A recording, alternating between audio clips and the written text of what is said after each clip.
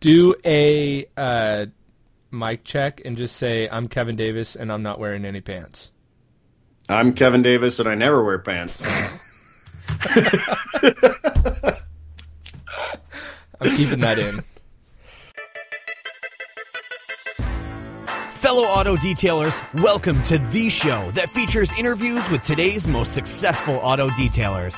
This is the Auto Detailing Podcast. Here's your host, Jimbo Balaam. This week's episode is brought to you by Google AdWords for the modern auto detail business. Now, this is a course, and Google AdWords is something that I've been doing in my personal detailing business for quite some time now, and it's something that I've tweaked and condensed and studied, and I've worked the perfect model to make profitable Google ads. So Google ads can sometimes be, or paid advertising in general, can sometimes be a really scary thing to dive into. You're investing money, you're not sure what the outcome is going to be. But what I've done is developed a course outlining exactly how I run my personal Google ads, and I show you how you can do that too. So it leaves the guesswork out of it.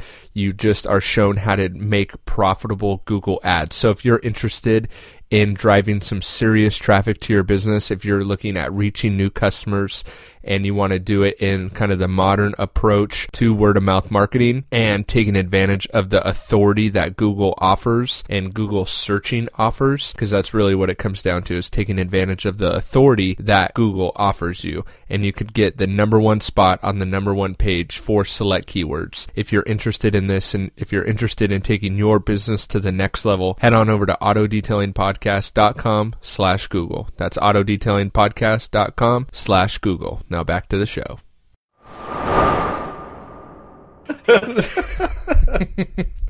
All right, I just had to do the update. Dude, I shoot all my videos from the shoulders up. Why wear pants? That's just, it's hot. I told you, every time I just think about jumping on a call with you, I'm like, oh man, goof off time. Like, I can't even think about anything serious. That's all right. Hopefully our listeners and subscribers appreciate the banter. So what listeners and what subscribers? That's true. I just get unsubscribe notices all day. All right. Well, welcome to episode 186 of the Auto Detailing Podcast. Today, if you don't remember or recognize those lovely vocal cords, that's Kevin Davis of Detailer's Helper. The tool belt. Hey guys. Oh, it wasn't your turn yet, but that's okay. Oh, I interrupted you? Sorry. The tool belt that will save you 30 minutes at least per detail. And that's not just verbiage. You actually tested that out, or someone tested that out for you, right? Yeah, Chris West of Solution Finish did a test on that. There you go.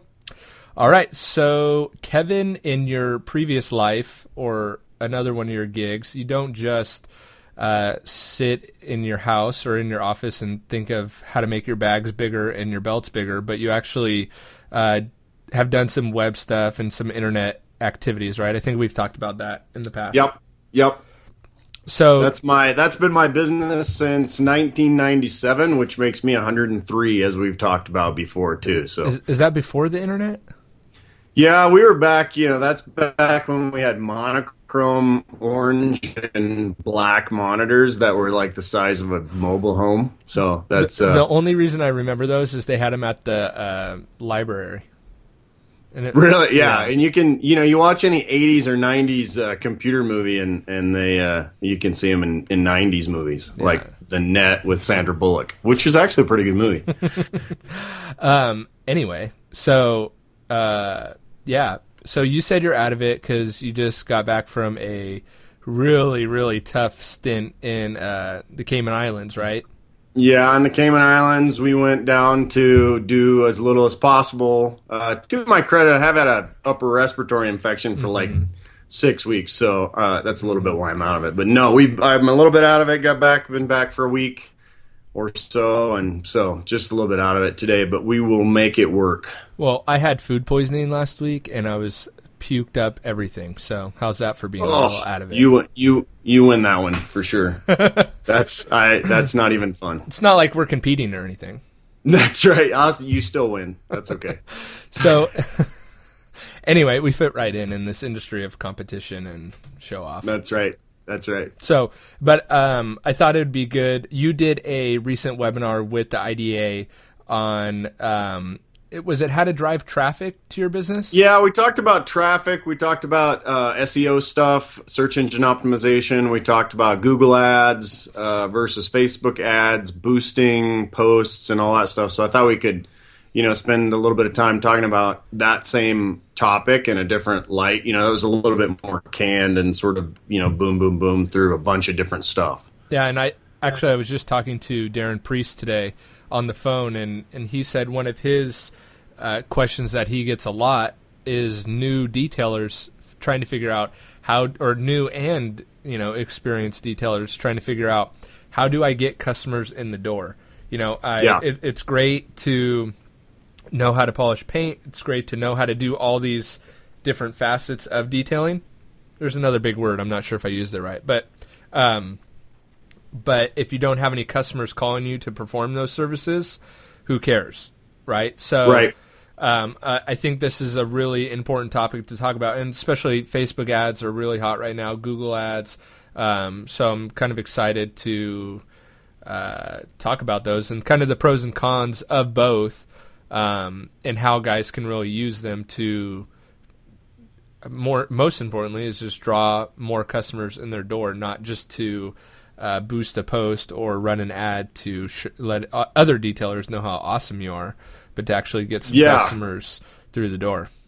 Yeah, it comes down, the phrase of the day will be customer acquisition cost. Is there an acronym for that's that? really, really the big idea of any marketing that you do, whether it's walking through somebody's neighborhood and putting flyers on their door, buying business cards, doing banners, doing trade shows. Marketing for business is a huge endeavor, and it all fits together. Everything you do should tie together. And so whether it's online marketing or old school yellow pages, which no one should ever do now, in my opinion, unless unless you just happen to have $1,500 a year to kill for no reason. But and even then, burning it would be burning it would be more entertaining. At least you could use it for heat. But so it's all of those marketing aspects. And so the first thing that we want to talk through is figuring out, over time you'll figure out what your customer acquisition cost is. And so that will be the basis by which you determine success or failure for your marketing budget. Does that make sense? Yeah, but before we get into that, can you just explain what that term even means, customer acquisition cost? Yeah, so, as a detailer, right, it's going to cost you something in order to acquire a new customer. And so that's what's going to be, and that could be time alone. If you're doing more guerrilla marketing, more, like I said, walking through a car park or whatever and handing out flyers, there's obviously some cost to the materials, but that could be more time. But what we're talking about specifically is if you're doing marketing, you're going to have a cost associated with that marketing to attract a given customer. And so one of the components of that is what would be known as conversion. And I don't want to get overly technical, but a conversion is basically a sale. Okay, so if you run, let's use an old school tactic first as an example. If you run a ad in your local newspaper, cost you $100, and you get one call, okay, I'm going to run this from this date to this date, and track that I got one call that from that ad. I know directly that came from that ad. That ad cost you $100. That means your customer acquisition cost, if that guy becomes a customer, if that woman becomes a customer, your customer acquisition cost is basically $100. And that's an oversimplification of that, but it's the amount of money that you spent to acquire that new customer. Okay. Yeah. Okay, so I like it simple. Is there an acronym for that? Customer acquisition cost, CAC? I don't know. I mean, we can talk about CPC, CTC, CTR. We'll talk about all of that kind of stuff. Click-through rate, cost per thousand. Can you try and say CAC for me? What word? CAC. Anyway. So that's sort of an oversimplification of customer acquisition costs. But what I try to do in all your marketing stuff that you do, and it's way easier to monitor when you're talking about online advertising because you have the data to show you what what the response is, and there's all sorts of tracking mechanisms in order to get that information. But what it comes down to is what I'm spending to get each customer, does that make sense in relation to what that customer's value is? For example, that same example, if we spend $100 to get that one customer and they book a $60 detail, that's probably not good. Okay. Because you just lost $40 on that customer because it cost you that much, and so, but if you get 10 customers at $60, then you net $500 out of that ad. Mm-hmm. And so that's where it comes into profit and what each customer cost and per ad and all that stuff. Okay. So you just want to make sure that you're tracking what you're spending and where you're spending it and keeping track of where you're getting the new customers so that you know which avenue is working for you, right? Right. And don't be afraid to ask your people that call, whether once it's easier once you got them, you're booking them to say, hey, just so I'm trying to track whether my marketing efforts are working, where'd you hear about us? And they may say, oh, Joe down the street told me about you or whatever. Or they may tell you, each that I saw your ad in the newspaper or whatever. And if you're using a CRM, there's a new acronym for you, customer relation management of any type, whether it's on paper in your date book or, some fancy one. You can track that and see, how you got that customer, and that way you can compare costs for that person too. Okay. Because you can, really, and I don't want to get too far off the topic yet, but you could track the types of customers that respond to specific types of marketing as well. Just say, well, I've got my soccer moms, they respond to this type of marketing, and their customer acquisition cost is this. Or I have my exotic owners that want high-end paint correction, and they respond to this marketing tactic, and their customer acquisition cost is this. And so you can compare those things, and that helps long-term to figure out, exactly how you want to engineer your marketing to work. And I'm trying not to overcomplicate it. It's a really complicated, right. If you look at everything, at the micro level, it can be very complicated, but we'll sort of bring it back around and make it more understandable for the everyday guy. And for the everyday guy, it gets more complicated the deeper you get into it, but it doesn't need to be very complicated. It actually can be very simple to at least get your feet wet with it to see if I like to refer to it as paid traffic, because it's getting traffic to your business, but you're paying for it.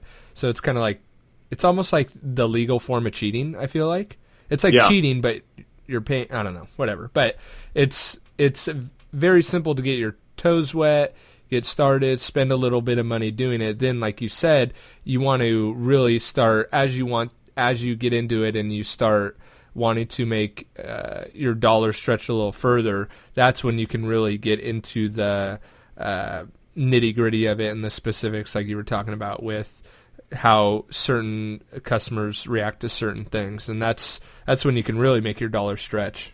Right. And I think the important thing that I see so many of the new detailers or, guys that are just trying to, or gals that are trying to get new business, the mistake is that they take that shotgun approach and it's just like, oh, well, this guy said I should, do direct mail. And so then they spend $1,000 on direct mail and they do it one time, which statistically speaking, direct mail takes 6 to 7 times before a customer can see that, which doesn't mean that that's a bad thing. There's a reason that people have done direct mail forever.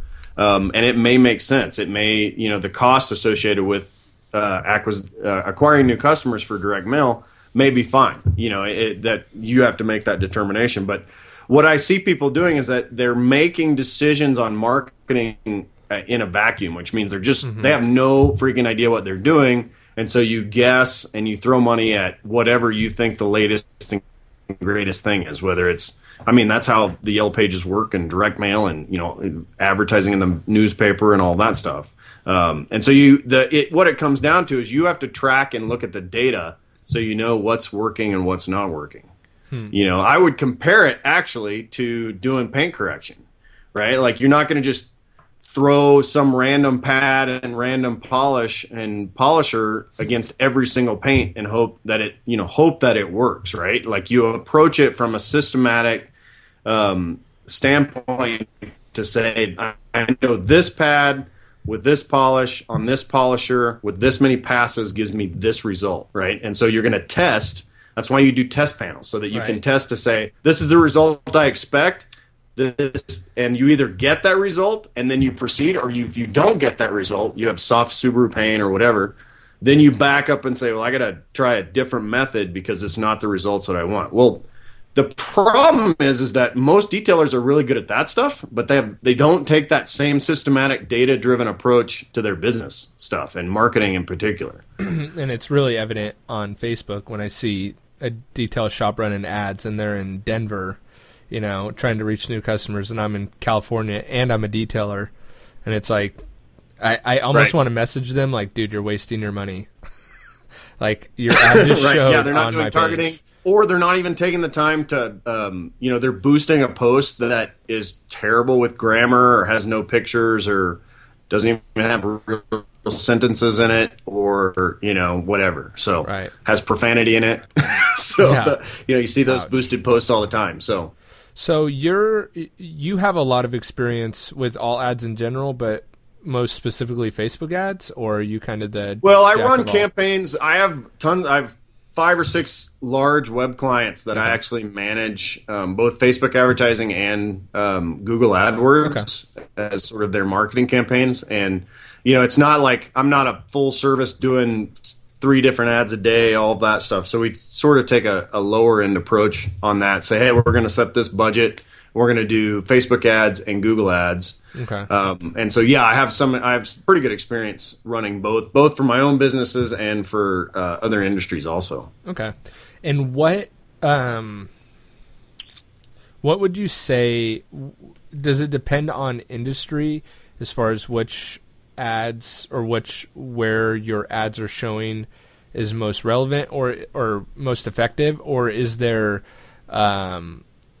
I've been seeing you've been running a lot of Facebook ads with Detailers Helper, so tell us about that and what kind of so we started. I've actually back probably a year ago, I was almost exclusively Google AdWords, right? And so it's easy to use. It's they have help, and it's relatively simple to get those things running. I have started to transition to a predominantly Facebook ads driven campaigns, both for my own stuff and for my other clients.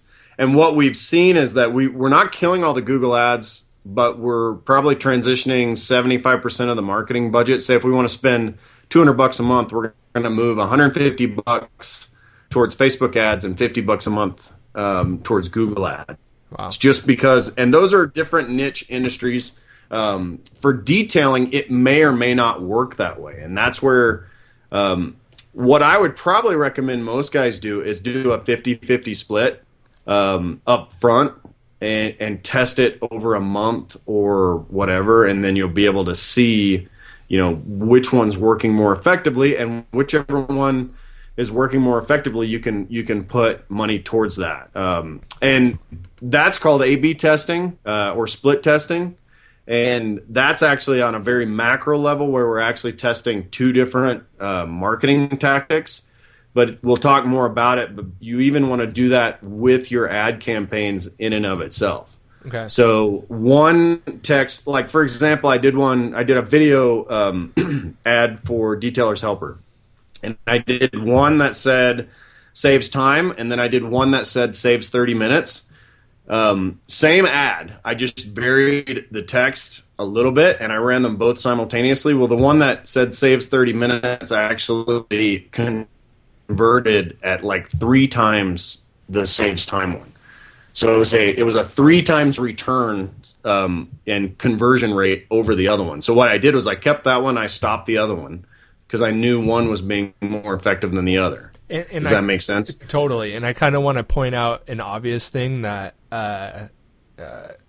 is kind of one of the first complaints I always hear when paid advertising gets brought up is, oh, well, it's expensive, or, well, it takes money. And it's like, yes, paid traffic or paid advertising is going to take money, and it depends on the person advertising or the business advertising on how much money you want to spend on it.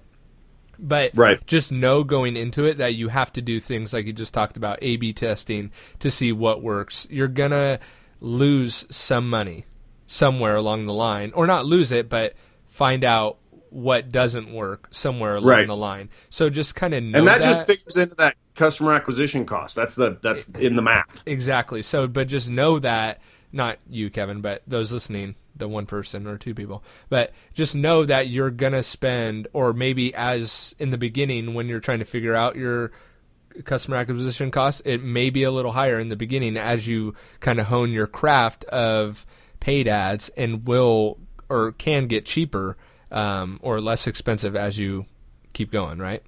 Right. Okay. So, because you're going to figure out what works, but then it continues to get complicated because what works for a while may not work after a certain amount of time. They call it ad blindness, marketing blindness, and so what people, if they see the same ads on their news feed or on their results, they become blind to it. So then you have to change that up. You have to change the photo. You have to do video. Change that up, and so you can see, you can get them to pay attention. It's all about getting the eyes to look at what you've got to offer. But yeah, I mean, so for example, if your budget, so if you're just getting started, you may want to double your budget for the first month. Okay. Or you may want to say, well, I only have $100 to spend, and just you need to lower your expectations because you need to split that between 2 or 3 different campaigns that may or may not come to fruition, and realize that they're not going to all convert at the same rate. Right. The good news is if you've set your prices correctly as a detailer, you're like, for me, for example, if I'm selling my product for $60, $90, whatever it is. If I spend, if my customer acquisition cost is $70, well, I'm screwed. Right. But if your customer acquisition cost is $70 on a $1,500 coding job, that's not that big a deal. Right. Right. And so, like, one of my clients is he sells, if you want to paint a plane, you buy paint booths from this guy. So they just installed a thing in Brandon, Florida. They installed $2 million worth of paint booths. Wow. And so if he spends $1,000 a month on Facebook ads and gets a $2 million, $2 million job out of it, well, that's a no-brainer. You do that forever, right? And so that's that evergreen kind of a thing where it's a money machine. You wouldn't do it forever because you don't want customers to get ad blindness. Right, ad blindness. So, but he would, like, you'd keep that same $1,000 budget, but we're constantly moving things around, and so for detailers, that's how you have to think, and that's why it goes back to more business stuff. Yep. Where if you're trying to sell $30 details, you're screwed. I mean, you're never going to do it. Because you can't. There's not enough money in the pot to make that work. Right. Yeah. What I did my first month that I started messing around with Google Ads was, I set a monthly budget or a daily budget, and then I made like 5 times the amount my initial monthly budget in the first week I ran ads. Yep. So I decided to reinvest that money for the rest of the month in ads. But then I started to realize, if I have an ad spend of, say, $400 a month, how many details would it take to make back that $400, right? And I'm like, well, it may take 1.5 details, average details, to make that back. And I'm like, well, showing at the impression rate that I have, I can easily get 2 details a month from that. So I was trying to oversimplify it, and then I lost where I was going. But the point being, it wouldn't take me that many clients or that many new customers to make back my ad spend. So I was willing to kind of maybe spend a little bit more than I was comfortable with, because I knew that I could get at least one customer a month. Right. You have to think about it in terms of the ROI, return on investment, right? Like so many small business people don't think about that. They think about, well, this is $400. That's you can't think of it in terms of $400. You have to think about what the profit on that $400 is going to be and what the likelihood of it is. I mean, if you're in a small town and it's December in Maine, well, spending $400 on Google ads is probably not going to drive 400. I mean, it might. I mean, it depends on what your market is and what you have going over there. But you'd have to make that determination on whether or not that makes sense to do it. Yeah. In my case, my initial $400, the first month turned into about $1,300. Yeah. So I was like, to me, I had someone tell me once, like, oh, well, that's a decent return. And I'm like, dude, to me, that was like, yeah. Yeah, you know? Really, for sure. Well, I mean, they always, the casinos in Vegas brag that they pay 92 cents on the dollar. So I'd take that deal all day long. I'll give you 92 cents and you give me $1. Let's keep doing that over and over. Well, and the thing to consider too, especially with something like detailing, not so much with your client that's a plain painter. I know I was going to have trouble with that, but the returning revenue from that customer. So kind of looking down the road, I've gotten to the point now, just about 7 months into playing around with Google ads specifically, I've built up enough reoccurring revenue from clients that I've gotten from my ad spend to it actually is double my ad spend. So I spend about $350 a month right now. I had to tone it down a little bit because I was turning down work, which I know sounds weird, but whatever. No, that makes sense. You know, and just the reoccurring revenue from the clients that I got from that, I'm averaging about $800 or $900 a month in revenue. So essentially, my ads are more than have paid for themselves with the reoccurring revenue. Right, and that goes back to tracking too. I mean, you look at these clients, and you can look, at every 6 months, every quarter, every year, however you want to look at that. But you can see that lifetime value of the customer. I don't know if that's a real term, but basically, if you keep a detailing customer and you're doing monthly maintenance wash, whatever, and you're coating or waxing, whatever you're doing once a year, they have a certain value per year, and then you can compare that with what it costs to get them. And, for a lot of people, you don't necessarily have to track it at that level. Excuse me. If you really want to, you can. Maybe something for you to do in the winter months when you're slow in Maine and don't have anything to do. But, at least having some idea, just like you're throwing out, I spend $350, I get about $900 a month and all that stuff. Right. I mean, you're obviously tracking that at some level, but you don't have to micromanage it in order to see whether or not it's working effectively. Right. Totally. What's next on your list? You got a list? I don't really have a list. Oh. So we have... you kept looking down and talking as you made a really good point. My phone was ringing. Sorry. I forget we're on video and we're recording this, so I'm sure that people will be irritated by that. But my stupid Mac. Hold on. Don't call your Mac stupid. It's all right. I keep taking a sip of water because I feel like I'm losing my voice, and every time I think this probably isn't very good for video. Yeah, it's fine. It's no big deal. You take what you can get. No. So we talked about customer acquisition costs. Right. We talked about sort of the high level, which you've got Google AdWords and Facebook ads. Have you already done podcasts on, how to do Google ads effectively? You want to give a plug for, you have an e-course that teaches people how to do that, right? Well, thanks for pitching me that softball there, Kevin. I do. So let me give a little bit of the backstory just real quick, and then, we could talk about whatever. I kind of was, the big question, how do you get new customers? And as I was interviewing people on the podcast, I sometimes ask that question, and oftentimes it's, word of mouth. I've been doing it so long, people just know me. All these things that are great and are true, but aren't necessarily valuable for a new person just starting their business, right? You tell someone who's just starting their detailing business, who's just set up their website, and you tell them, oh, word of mouth marketing is the best form of marketing. And to them, you might as well be speaking a different language that they don't even know, because they're so far away from word of mouth marketing being effective, they could care less, right? So, right. And even me, in my personal detailing business, being in business for about 8 years, it was still that grind of, or trying to crack that code of, how do I get consistent calls coming through the door? So I had played around a little bit with Facebook ads, and it didn't, though that I could get the targeting really specific, I just didn't see a return on it, and maybe I wasn't spending enough money, but I spent maybe a couple $100. But who knows, right? So I decided to take a couple $100. Actually, I decided I would take $100 one month and spend Google ads.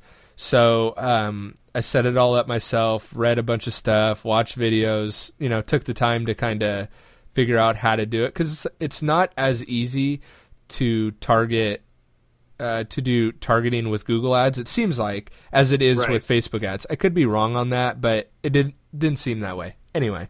So I decided to take my $100, invested that month. I broke it into 30 days, whatever that was, not much. Sorry. And started running my ads. And the very next day, I got a call from a car transportation company local to here, and they had 2 cars that they had transported and scratched, blah, blah, blah.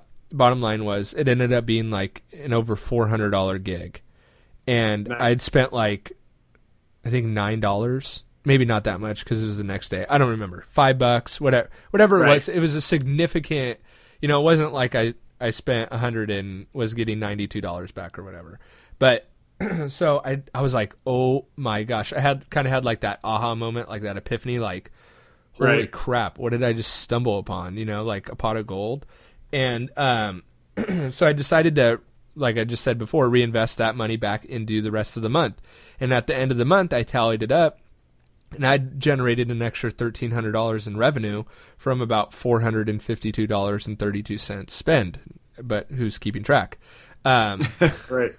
And I was like, oh my gosh, like I would do that every single month, right? And let alone these customers are customers. They're real people that actually want their cars done on a regular basis. This isn't just, a couple of them were one-off deals, and a couple of them never lined up appointments. And I got a ton of phone calls with no voicemails, and yeah, but the most important thing was that my phone was ringing, and I was excited because I figure if I could get a customer on the phone, I can land it. You know what I mean? That's not Facebook's job. That's not Google's job. That's not Bing's job to land the deal for you. It's just to get the customer through the door. So yeah. So then for the next 4 or 5 months, I just played around with different ad spends and keywords, and I was taking on a bunch of Google's recommended keywords. So I had over 250 keywords. And my ad spend was just going out of control. And I was like, what the heck is this? Google's recommending these. It should be better, right? And later found out that wasn't necessarily right. Yeah, you definitely don't want to take all they don't necessarily have your bottom line in their best interest. Their algorithms are designed to make you spend more money. Exactly, and that's what and it was doing a great job at doing that. So I kind of honed it again, played around with it, and then it was just doing so well. I'm like, it was almost like magic. I felt like I was cheating. This has to not be real, that my phone literally just rings all the time with people that are like, hey, I want to get my car detailed. What? You know what I mean? Yeah. And so that's when I decided to formulate the course that you can get at autodetailingpodcast.com/Google. And it shows you how to set up your Google ads, how to not have your ad budget go out of control, and how to spend. A lot of people ask me, well, I don't have a bunch of money to spend. You could literally spend $50 a month if you wanted on Google AdWords. I don't know if I'd recommend it because, like you said, don't have your expectations super high for that. And there's a lot of other stuff in the course that I talk about that would make more sense. But yeah, thanks for the plug. Yeah, well, and I should note that you have no idea that I was going to lob that out there. I actually didn't. I didn't tell you that was not planned. That little was that good though? Little 6-minute commercial that you did. That was impressive for sure. Well, so, I've been but no, practicing I mean in the mirror. from a, we're talking about different industries, right? And so Right. we're talking about different. And we need to test and have data to know which one is the best for you. And I had a similar experience with my detailing business also, that I used predominantly AdWords, Google AdWords, Right. for detailing. And to the point where I just didn't want to deal with it in the wintertime. I run several companies, so Right. I just stopped detailing in the winter. So what I would do is I knew if I stopped my Google ad, my phone would stop ringing. Yep. And so I just could flip that switch and just turn it off. And so you probably can do as much targeting with Google Ads as you can with Facebook, but not as easily. It takes a little bit more expertise in order to make that happen. Right. But for a locally driven business like detailing, Google Ads may be a better choice. And again, you just have to determine whether that's true. Facebook gives you some interesting options. Like, for example, if you're a new detailer and I say, okay, well, Jimbo's auto detailing, I know that he gets a ton of calls. So, and he's got 5,000 followers on his Facebook ad or his Facebook business page or whatever. I can actually target you and people that like your page for my Facebook ad.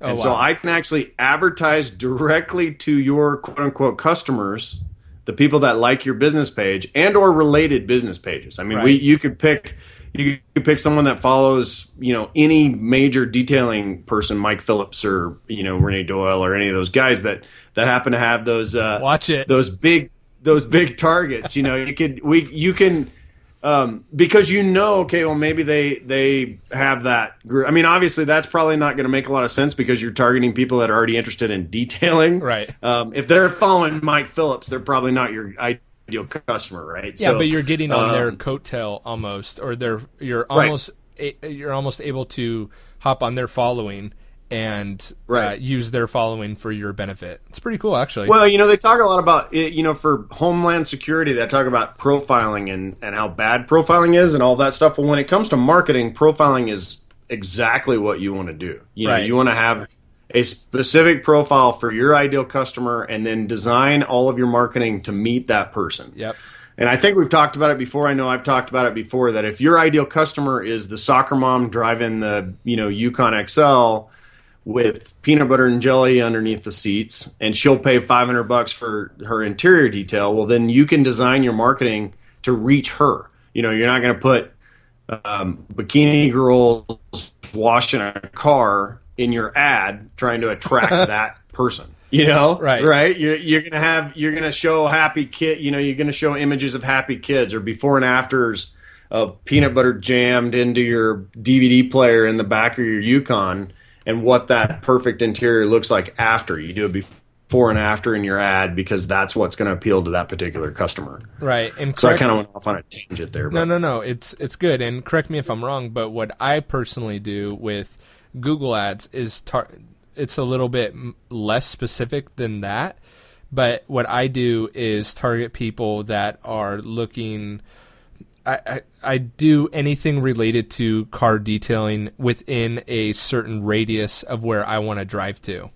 Right. So, and then I just hit those keywords really hard. So, and then here's where kind of SEO can come in too, which I feel like paid advertising is a way to bypass SEO. And I guess it is, and because SEO can also get really expensive, but it can also get really be really effective too. It's just a little bit harder to track, I feel like. Most of the people that we're talking about right now, most of the business owners can't afford to pay what it really costs to do effective SEO. Well, we're talking $10,000 a month for it to really work. Okay, so if you were to take $10,000 we're talking like ad spend, yeah. Yeah, I mean, because then they're doing stuff like they're re-engineering your landing pages every day, and all this major stuff. Which that market or that industry has taken quite a bit of a nosedive than what it was several years ago. Primarily because of what you're talking about. Because the average Joe like you and I can go in and we can bypass that a little bit and actually force traffic over and above what we would get organically through our search engine optimization. And by organically, what I mean is people just randomly searching for keywords, and we happen to show up because Google knows about our website. That's what organically means. Okay. And I like to also compare paid advertising is putting your word of mouth marketing on steroids, because one thing that I love about Google ads that I don't know if Facebook offers the same, but if we think about our own search patterns outside of the detailing industry, just for anything, my leg hurts, is it broken? My back hurts, do I have cancer? We all go to Google first, right? Before we go to any doctor. So why would that be any different for a service like car detailing? But one thing that Google offers is that authority in comparison to just old school word of mouth marketing that a neighbor giving advice to another neighbor would have, that same sort of authority. So if you come up first in Google's giving you that authority of saying, hey, this is the best guy. Right. Now, and I'll give you an example too of that, how that word of mouth marketing can work too. You have a conversation with someone and you're only like partially listening, sort of like what I'm doing right now with you. It's mutual. Where basically, oh yeah, I saw your car looked really good. Who did you use? Oh, I used Davis Detailing. And then like 5 minutes later, you have no idea what that guy told you in your terms internet of just cut out. So your name, give your company another plug. Go ahead. Oh no, I'm not, dude. I have like one detail this summer. It's that 45-foot Prevost, and the only reason I'm doing that is because I love that guy, and I'll go to his house and do that enormous rig. I don't need to plug my detailing business at all. Anyway, so like that, you may forget. So what you're going to end up doing is doing exactly what you're talking about, and going to Google to say, all right, well, I know this guy's in Bozeman, Montana, where I am. So Bozeman Detailing, and then that's where you'd see my name come up, and then it rings a bell. And so you need that, and your Google AdWords campaign is going to push you to the top of that sponsored listing so that you can be up in top, and they don't search through 3 or 4 people and call everybody else before they even remember your name. Yeah, so, and no one sees that. Go ahead, sorry. I was just going to say it all fits together. So that whole marketing, word of mouth, AdWords, Facebook, all that works together. Yeah, and for Google, they don't see that little yellow piece that says ad, very, very small. So the majority of people automatically just think that you came up number one. So if you are a detailer that is just launching your website and you have no SEO or no Google hasn't indexed your site or whatever that even means, basically you don't show up anywhere other than just typing in the direct domain. That is a great way to bypass all that. And yes, you got to pay to be there, but hey, it'll be worth it because, and correct me if I'm wrong on this, Kevin, but if you are, say you have a brand new site and you're paying to run ads, so your site is getting more traffic, is Google going to reward that traffic, even though it's paid traffic? Will they reward that traffic to help your SEO? As I understand it, they will, yeah, okay. Because what the algorithm is going to do, they've gotten really smart. So the algorithm thinks just like a human does, right? So if all your friends are going to the same restaurant, then you're going to think that's a more valuable restaurant, and you want to check that out. Well, it works the same in Google. So the more people that go to a given website, Google sees that as all these people are going to this website, so it must be more popular, and we want to show it more. And so it's a cyclical kind of a thing. And so even though you're getting paid traffic, you're going to show up more, and you're actually going to have a higher SEO based even on that paid traffic. Plus, their algorithm is designed to drive ad revenue for themselves. That's how they make their cajillion dollars a day. And so they want to reward their paid advertisers. And so the more you advertise, the more, higher position you're going to be. And it goes through that cycle. So that, yeah, for sure. Okay. What else do we need? So that's sort of the Google AdWords component. And I know we're at, that could be a whole podcast in and of itself. Is just talking about more Google AdWords stuff. But Facebook's hot, so I want to touch on right. that So too. Facebook's big. We don't need to get into the nitty gritty of how to set up a specific Facebook ads. One thing Before we get into it, do you have a Facebook ads course that you're trying to sell? I do not have a Facebook ads course. I actually just took a Facebook ads course from a girl that has blue hair. So that was an interesting. She had blue hair or red hair?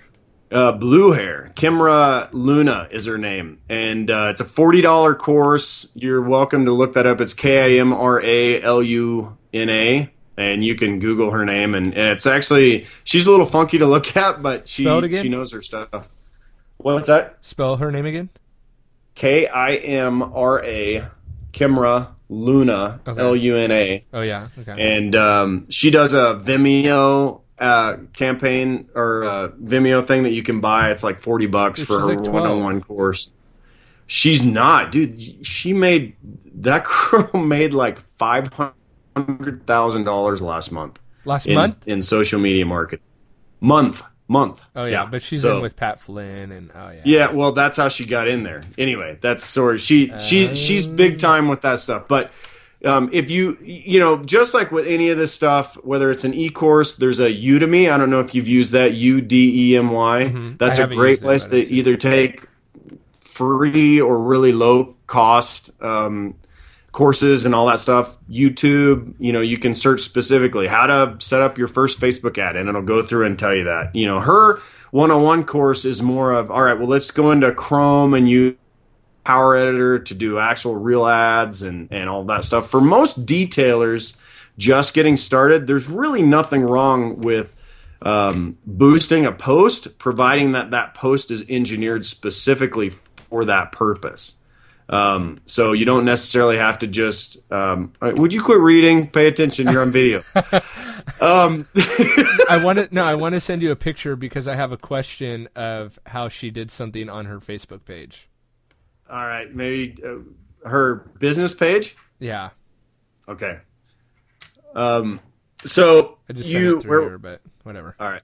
Did it show up? I don't know where it goes. That's what happens when you're all big time and you have so many monitors. It's off in the interwebs, wherever it shows up. Skype. I'm old. I don't know how this technology works. Look on the Skype chat. All right, let's see. I got 3 monitors here, so. Nice. Must be nice to be so wealthy. When you run these toolkits like I do, you have to do that, so. No, I know. I was just jumping on before we jumped on and started recording. I'm just working off one screen and one laptop, and I'm like, I've never thought I'd ever say it, but I'm like, it would be really nice to have another monitor going right now. Because instead I have 45 tabs open. I started using triple monitors long time ago, double monitors, triple monitors, and I'll never go back. Yeah. So she did. Oh, I see what you're doing. That's her. What is that? It's like on, that's on her face. That's probably a little app add-on. Yeah, it is. But how? Yeah, that's apps. Okay. So I'm sure there's I don't know how she did it. You'd have to look at the app to see. Okay. But I'm sure there's an easy way to do that. Let me close this back. All right, cool.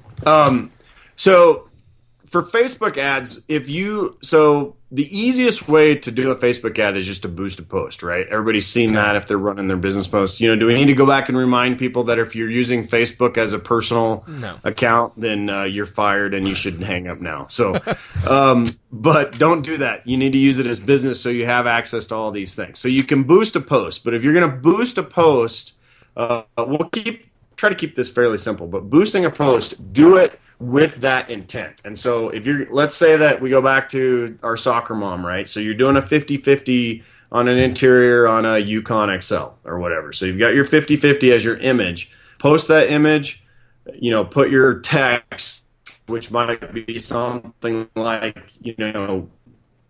tired of peanut butter and jelly sandwiches shoved into your DVD player. That's your title. And then you put the text that we specialize in interior turnarounds, starting at $99 or whatever your text happens to be. And then that you boost that actual post so that it starts to show up in people's news feeds. What if that text isn't enough? Like, what if you want to write more? What about what do they call it, ghost ads, or do you not want to get into that? Well, probably that's best not to get Okay, into. I think if you stick to sort of the amount, and if you want to use, you can look up how to use Facebook's Power Editor. Okay. And that will let you do some of that stuff so that you can, and that's a great way to just, from scratch, sort of like what you're talking about with Google Ads. You're doing specific ads, from scratch instead of doing the boosted posts and all that stuff. But we could probably talk about it for 2 hours. The right way to do a Facebook ad, I think for most guys that are just getting started, just doing that directed boosted post is not a bad idea to do it. Okay. You can set the budget on that one specifically. So say you want to spend, you could spend $5, I think is their minimum, right? So $5, $20, $30, whatever it is. And it will tell you based on your targeting, you'll get this many people to look at it. And so it'll show you your target audience. And I like how it gives you a little gauge of I think it's green, yellow, red, right. Of how green is how good your ad is. Yeah. And then red is how bad it is. Yeah, it basically is showing your reach. Really, is what it's showing you, and it'll show you whether or not you're going to actually get to the people that you want to get to. Okay. But you can, even within that, you can create your custom audience to a point. Outside of the Power Editor, just with the built-in Facebook Ad Manager stuff, you're a little bit more limited. So you can say, okay, I want women from 22 to 35 in this geographic area that like these hobbies or these 3 things. But I think that's a good, for most people, it's going to work. It's going to be fine. If you want it, let's just keep it simple, stupid, and if people want to dive into it deeper, they can take that upon themselves. Yeah, I would recommend that everybody, if you don't have any idea where to start, just go on YouTube and search for Facebook Ads 101 or, how to do your first Facebook ad or whatever, because you'll find 10,000 different videos that will show you how to do it. And you just need to educate yourself and take the time to learn how to do it. The other option is to do what my clients do and hire somebody like me and pay you to do it for. That's not a plug for my business, but no, it's not. I don't have time for any more clients. Must be nice, big time. No, I just have too many irons in the fire. I can only take so many clients on each business, so to speak. But no, there are tons of people out there that do social. You can do social media ad management firms. You'll usually pay a percentage over and above what what your ad budget is. Okay. But you can spend a crap load of money. Ask me how I know. I just did it. So, and honestly, I regret it a little bit. The ROI for that money that I spent was not as high as what I had hoped. And so, but you have to test and see how it works out. But yeah, I'd create a Facebook ads course, but I've never seen a good return with it, to be honest. That's my honest opinion. And that could be because you're talking about a local. Could be, yeah. You're running ads for the e-course, right? I've seen those. I did run an ad for the e-course. I'm looking at it right here. I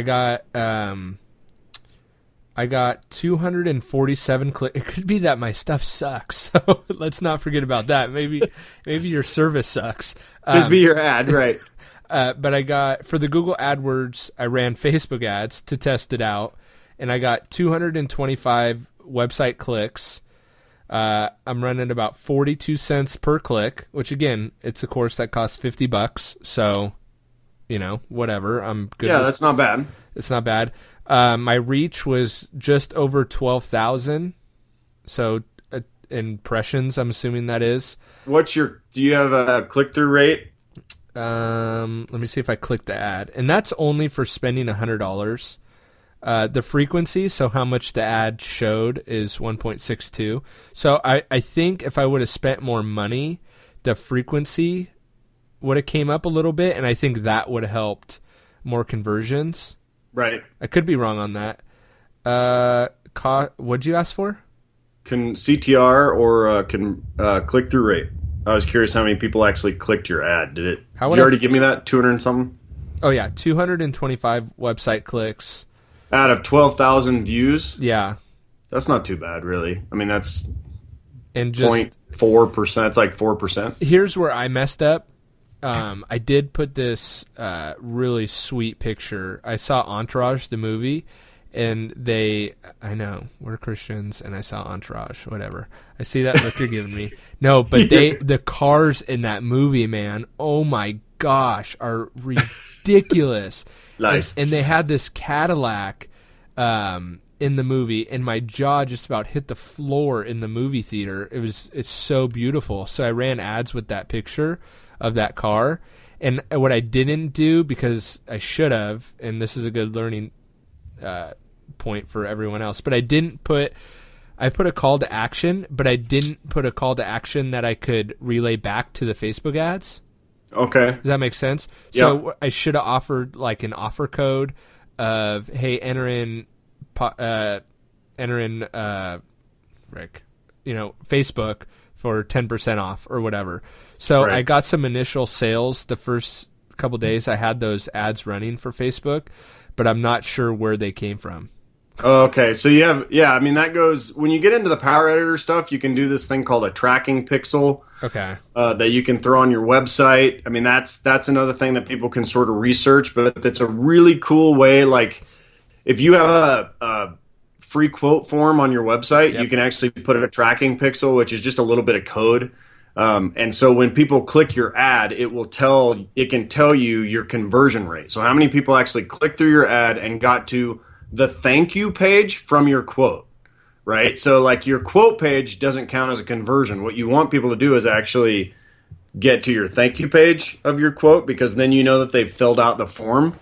Okay. And I mean, there's ways to do it where if you have a button that they can click to call or whatever, you can track that stuff too. It gets a little bit more, and this is all sort of the advanced part of it, but that gives you the data to see whether or not you're actually converting on that stuff. And so that, like for you, if you don't really care, you could run A/B testing and you could test whether or not, if they click through to the landing page of your e-course, that's one thing. But if they click through and they sign up for the newsletter on your landing page, then that's a whole nother thing. So you have a thank you page, and then you can track that and see what your conversion rates are and all that. And it works the same for detailing. We're not just talking about, Right. Internet marketing. social media and e-courses and all that stuff. For detailers, if you want to track conversions of your ads, Right. you're going to put it on whatever the last step is that you want your customer to take, right? Okay. And so now, is this the part where I get to tell you that you can be sued for using an image that's copyrighted I know. in your marketing? I know. So I've been seeing that a lot lately on my Facebook wall from certain people, not necessarily yourself. But I actually have a thing to talk about it on one of my. That's a good video to talk about, because I thought about that. Yeah, there are literally people that have been sued for $100,000 for using a copyrighted image without permission. So where would you go for a free stock royalty-free images that you could use? Well, for you're ads? gonna have to Google for royalty-free, because there's tons of different places. One of the things that I do is I go to Flickr. Okay. Which is, Flickr with no E in the R. It's FLICKR.com. Okay. And you can search for the Commons one, which is basically royalty free, but you need to look at the licensing. There are some that are just, people have just put them up. They're totally free, all that. So you can use any of those images. Or there are images that have certain licensing requirements, like you have to give people photo credit, link back to their website, all of that stuff. But the best thing is search for royalty-free photos, stock photos, and you'll find it. But if you're running ads, don't just go to Google Images and grab the first ad, which, we've all done that for different things. But definitely if you're running, and chances are Facebook will kick it out anyway. If you do that on YouTube, and even if you're, side note, if you're actually doing YouTube videos as a detailer, if you're in a shop and you're running, you have a radio playing in the background and want to upload your stuff, you want to just overwrite the audio with some of their free audio, or just turn the radio off, because they won't. We actually did when Jason Kilmer was here and we were working on that Cobra, there was a song playing in the background, and we did a live webinar, and they kicked it out because because it had a song playing in the background that their systems recognized. So I had to go back and edit it and overwrite the audio. So anyway, total side note. Yeah, but if people want, just real quick, if they want to buy royalty-free audio, audiojungle.net has a ton of good stuff. Anyway, and even if you're doing videos for YouTube, you can actually just use YouTube stuff, and they will. Oh yeah, that's and you can search by time and all that. But so I don't know whether we went through enough Facebook stuff. I think for most local detailers, I think Facebook is probably going to take a backseat to Google Ads. Okay. But again, go back to what we talked about originally, which is try a little bit of both. Yeah. If I almost wonder, instead of splitting it 50-50, do 75% Google, 25% Facebook, depending on what your total budget is. See what plays out, give it a couple of weeks, see where your customers are coming from. I think right now, this will go live on Monday. So I think right now is kind of high time for detailers when they're making money. So it's a really good time to test some of this stuff out and try the Facebook ads, try the Google ads, find out what works, because you can double down on that for the rest of summer or until the weather changes in your area. But more importantly than that, you'll know what works for next season or the next year, so that you won't have to spend money trying to figure it out. You'll have it dialed in. Right. And, for those of us that don't live in California where the weather's always the same, there can be seasonal, you may run different seasonal specials, seasonal ads, that kind of thing. When school's just getting out, when school's about to start, you can run those ads that will go specific for that time frame. Right. Or Father's Day specials and gift certificates or whatever. Yeah, that's a cool. I'm sure you could do that with Facebook ads. I know you can for Google ads, but I'm going to actually be changing my ads up because, I played with it. I run my ads. Well, they can run all day, 7 days a week, but I've thought about only running them during the hours that I'm open. Yep. But the reason why I haven't done that is because I have a contact submission form on my site that a lot of people fill out, and I've been getting a lot of emails at like 9, 10, midnight. So I actually get a lot of people seeing my ads later at night when I'm not open and still reaching out to me. One of the cool things about Facebook, and you can do this through Google Analytics also, it's a little bit more difficult to find, but on Facebook, if you have a business page, you need to just click on your business page, go to the insights, and you can actually see not only who the people are that make it up, but when they're on your page. And so you can say, okay, Thursday night from 8 to 9 is the highest amount of traffic that I get all week. Right. And so, if you can, even when you're posting, you can use that data and schedule your posts on your page to go out at that time. So then that's just free. Obviously it only catches like 5% of your people that like your page now. But on that note, stop whining about the fact that Facebook doesn't show your stuff to people unless you pay for it. That's the whole reason that Facebook exists, is to make money. So if you want to play on Facebook as a business, you have to pay. That's just the nature of the beast now. So everybody keeps whining that Facebook doesn't show their stuff. It's time to get over that. Yeah, and honestly, I've seen a lot of people trying to spend money to get likes. And give me your honest opinion on this, and we'll wrap it up after this. But is it important for a detailer to have a lot of likes on his page? And is it worth it to run ads to get more likes? No, it's a complete waste of money unless you're targeting some guy in India or Pakistan, because if you look at the data, that's predominantly where those likes are coming from. So that's why if you have a business page of any size, over the last week, they did some they got rid of a bunch of fraudulent accounts, and that happened like in March, I think. I can't remember, but people took like a 20% hit on their likes on their pages because they figured out that it's a bunch of fake likes. That is a huge waste of money. Okay. Because I would rather have 200 likes on my page and have most of those people engaged with my brand on a regular basis then have 20,000 and still have 200 people engaged in the brand. So it doesn't the likes number doesn't matter. You want the engagement that people are actually engaging with your brand. From they like your 50/50s if you're posting those regularly. They're looking at your ads. They're looking at your boosted posts. They're looking at your normal posts. They share them on occasion, whatever. So that's definitely. I would not recommend paying for likes ever. Okay. So, anything else you want to add with regards to Facebook ads or Google ads? I think now is going to be a tough time for these guys, but take notes. A lot of these people are working tons of hours right now because it's the busy season. But as things start to slow down, don't get caught with your pants down, so to speak. You need to start educating yourself now.